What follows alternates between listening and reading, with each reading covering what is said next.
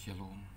Pada kesempatan kali ini kita akan mempelajari firman Tuhan yang terambil dari Markus 10 ayat 17 sampai 23. Markus 10 ayat 17 sampai 23. Orang kaya sukar masuk kerajaan Allah. Saya akan bacakan Markus 10 ayat 17 sampai 23. Pada waktu Yesus berangkat untuk meneruskan perjalanannya, datanglah seorang berlari-lari mendapatkan dia, dan sambil bertelut di hadapannya ia bertanya, "Guru yang baik, apa yang harus kuperbuat untuk memperoleh hidup yang kekal?" Jawab Yesus, "Mengapa kau katakan aku baik? Tak seorang pun yang baik selain daripada Allah saja. Engkau tentu mengetahui segala perintah Allah. Jangan membunuh, jangan berzina, jangan mencuri, jangan mengucapkan saksi dusta, jangan mengurangi hak orang, hormatilah ayahmu dan ibumu." Lalu kata orang itu kepadanya, "Guru, semuanya itu telah kuturuti sejak masa mudaku." Tetapi Yesus memandang dia dan menaruh kasih kepadanya. Lalu berkata kepadanya, "Hanya satu lagi kekuranganmu. Pergilah, jualah apa yang kau miliki dan berikanlah itu kepada orang-orang miskin, maka engkau akan beroleh harta di surga. Kemudian datanglah kemari dan ikutlah aku." Mendengar perkataan itu ia menjadi kecewa, lalu pergi dengan sedih sebab banyak hartanya. Lalu Yesus memandang murid-muridnya di sekelilingnya dan berkata kepada mereka, "Alangkah sukarnya orang yang beruang masuk ke dalam kerajaan Allah." Bapak, Ibu, saudara-saudara yang saya kasihi, ketika kita membicarakan tentang orang kaya, maka pembicaraan itu akan menjadi wah, karena banyak orang terobsesi dengan kekayaan. Ketika di medsos, maka yang paling viral, yang paling banyak dibicarakan adalah kekayaan dari seseorang. Misalkan katakanlah Raja Brunei, kekayaannya, atau Sultan Brunei, kekayaannya yang luar biasa. Pernah saya melihat bahwa Raja Brunei memiliki 7.000 mobil. Betapa luasnya garasi yang dimilikinya. Ya, kita melihat artis Raffi Ahmad, Baim Wong memamerkan kekayaannya, ya, dan itu menjadi konsumsi yang menarik untuk diperhatikan oleh publik. Ya, banyak publik tertarik dengan kekayaan. Nah, Bapak Ibu, saudara-saudara yang saya kasihi, hari ini kita akan berbicara bukan tentang orang kaya, tetapi kali ini kita akan berbicara tentang yang menjadi penghalang untuk masuk dalam kerajaan Allah, yang menjadi penghalang untuk kita hidup sebagai anak-anak Allah, hidup sebagai keluarga Allah, ya, yaitu yang terbesar adalah mamon atau kekayaan. Ya, jadi saya bukan antipati dengan orang kaya, dan Yesus memberikan persyaratan kalau kita mau masuk surga kita harus hidup miskin, bukan. Tapi kali ini kita akan melihat apa yang Tuhan Yesus katakan, alangkah sukarnya orang yang beruang masuk ke dalam kerajaan Allah. Atau dengan kata lain, kita akan melihat bagaimana mamon atau kekayaan itu bisa menjadi penghalang untuk dekat dengan Tuhan Yesus.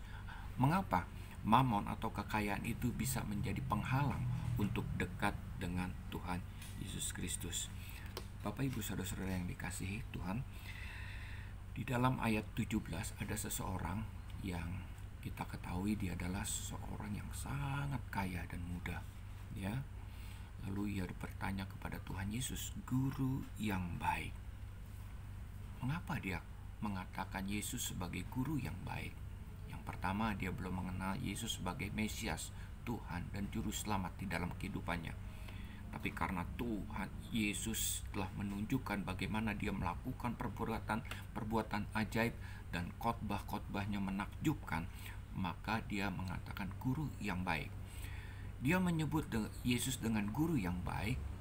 Dia ingin supaya, ya, ada pengakuan juga dalam dirinya.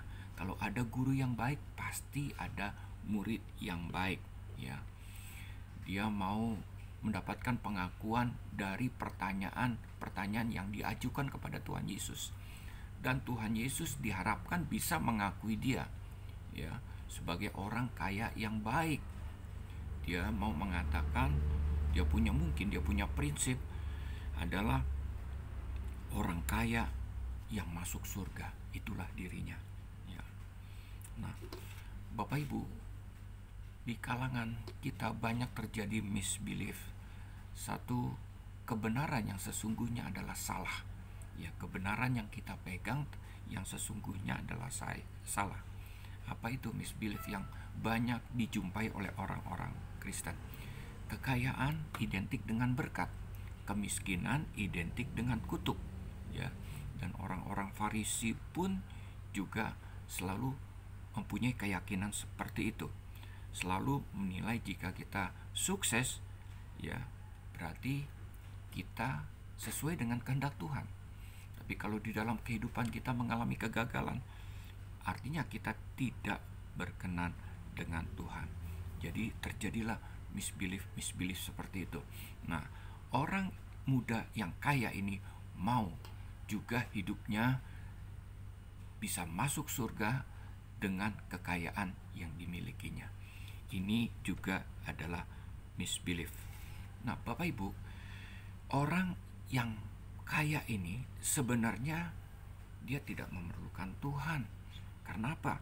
Dia tidak pernah memikirkan kehidupan kekal.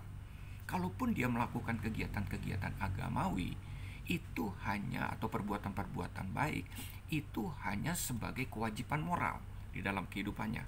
Tetapi sesungguhnya hatinya tidak berfokus kepada Tuhan. Hatinya berfokus pada kekayaan. Apa yang dipikirkannya, mindsetnya adalah mamon, kekayaan. Ya, sedikit ada kerugian, pasti dia tidak bisa tidur. Sedikit hartanya berkurang, pasti dia akan mengalami ketakutan dan kekhawatiran di dalam kehidupannya. Kehidupannya selalu dikendalikan kekayaan, ya, bukan Tuhan yang mengendalikan kehidupannya, ya. Lalu kemudian ayat 18 selanjutnya Yesus menjawab, "Mengapa kau katakan aku baik? Tak seorang pun yang baik selain daripada Allah saja." Jadi Tuhan Yesus mau mengatakan tidak ada yang baik selain daripada Tuhan, termasuk juga orang miskin. Bukan berarti orang kaya ini yang tidak baik, lalu kemudian orang miskin pun juga baik. Tidak, bukan. Orang miskin pun belum tentu baik, Bapak Ibu, ya. Maka Tuhan katakan tidak ada seorang pun yang baik kecuali Tuhan, ya. Jadi bukan jaminan kalau miskin itu baik.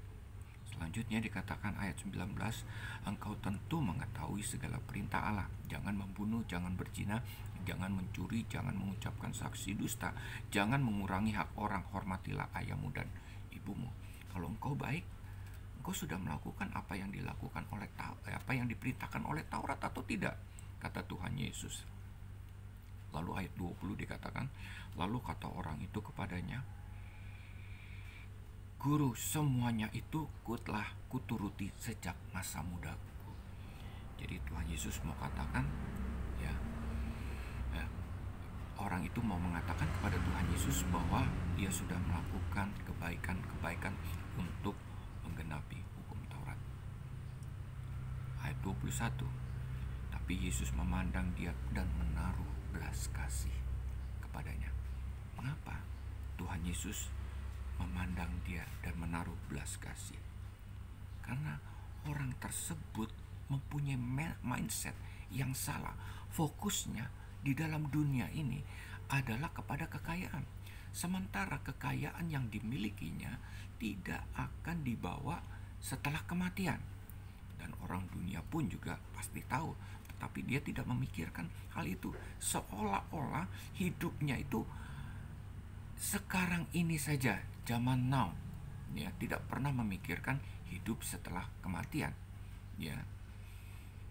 Jadi mindsetnya yang dilakukan oleh orang kaya itu memikirkan atau mengejar tujuan hidup untuk saat ini, ya, bukan hidup sesuai dengan keinginannya, kedagingannya, bukan hidup menurut kehendak Allah, hidup sebagai anak-anak Allah, ya, bukan hanya sekedar hidup sebagai orang-orang beragama. Tuhan Yesus ingin mengubah mindsetnya, merubah fokus kehidupannya dari fokus kepada mamon kepada Tuhan. Lalu Tuhan katakan, pergi, juallah apa yang kau miliki dan berikanlah itu kepada orang-orang miskin, maka engkau akan beroleh harta di surga. Kemudian datanglah kemari dan ikutlah aku. Kalau engkau sudah melakukan hukum Taurat, tinggal satu yang kurang. Fokus kepada aku, jual apa yang kau miliki dan ikut aku. Seperti Sakius, setengah dari miliknya diberikan kepada orang miskin dan dia kembalikan 4 kali lipat kalau ada yang dia peras. Lalu kemudian Sakius mengikuti Tuhan Yesus. Sakius fokusnya kepada Tuhan, bukan kepada mamon lagi. Dan orang muda yang kaya ini tidak bisa melakukan apa yang Sakius lakukan. Mendengar perkataan itu, ia menjadi kecewa, lalu pergi dengan sedih sebab banyak hartanya. Tuhan sudah memberikan kesempatan, membuka peluang untuk dia masuk dalam kerajaan Allah. Dengan catatan, dia harus meninggalkan kekayaannya. Artinya, fokusnya bukan kepada mamon, tetapi kepada kekayaan. Maka Tuhan Yesus berkata, ketika orang itu sudah diberikan kesempatan oleh Tuhan, dan dia mengambil sikap untuk terus memegang atau berfokus kepada mamon atau pada kekayaannya. Lalu Tuhan Yesus berkata selanjutnya, Yesus memandang murid-murid sekelilingnya dan berkata kepada mereka, alangkah sukarnya orang yang beruang masuk ke dalam kerajaan Allah. Ya. Artinya Bapak Ibu, saudara-saudara yang saya kasihi, orang itu kehilangan kesempatan untuk memperoleh kerajaan Allah. Karena apa? Karena dia masih memegang kekayaannya atau mamon. Fokusnya, hatinya kepada mamon, pada kekayaan. Ya. Bapak Ibu, kekayaan ini identik dengan kesetiaan. Ya. Kalau kita setia Bapak Ibu kepada Tuhan, ya, entah itu orang miskin atau orang kaya, tidak menjadi persoalan. Karena kesetiaan kita, fokus kita kepada Tuhan. Bukan berarti fokus kita kepada Tuhan lalu kita harus menjadi miskin. Tidak. Ketika hati kita fokus kepada Tuhan, Tuhan juga bisa memakai kita untuk menjadi alat atau saluran berkat-berkatnya kepada orang lain. Bukan hanya kita miliki, bukan hanya kita nikmati kekayaan tersebut. Tuhan bisa lakukan itu di dalam kehidupan kita. Saya pernah mengalami Tuhan melakukan berkat-berkat yang luar biasa yang saya pernah alami di dalam kehidupan saya. Dan saya tahu berkat itu bukan hanya sekedar saya nikmati, tetapi itu adalah Tuhan pakai untuk menjadi saluran berkat. Saya dipakai untuk menjadi saluran berkat Tuhan, untuk memberkati orang lain, untuk menggenapi rencananya di dalam kehidupan ini. Ya. Jadi Bapak Ibu, hari ini kita belajar bagaimana Tuhan Yesus mau mengubah atau menawarkan kesempatan kepada orang itu untuk berfokus, ya, atau mengubah fokus daripada orang kaya itu yang fokusnya semula kepada mamon, lalu fokusnya dirubah menjadi kepada Tuhan, kesetiaannya dirubah kepada Tuhan. Sulit untuk orang kaya melakukan ini. Kenapa? Sekali lagi, fokusnya kepada mamon. Tetapi jangan takut Bapak Ibu. Ketika kita terima Yesus sebagai Tuhan dan Juru Selamat, kita percaya Tuhan dan hidup mengandalkan Tuhan. Sekalipun kondisi kita dalam keadaan kaya Bapak Ibu, tapi Roh Tuhan tinggal di dalam kehidupan kita. Roh Tuhan itu itu yang membuat kita mendengarkan apa yang dikatakan Tuhan dan kita taat.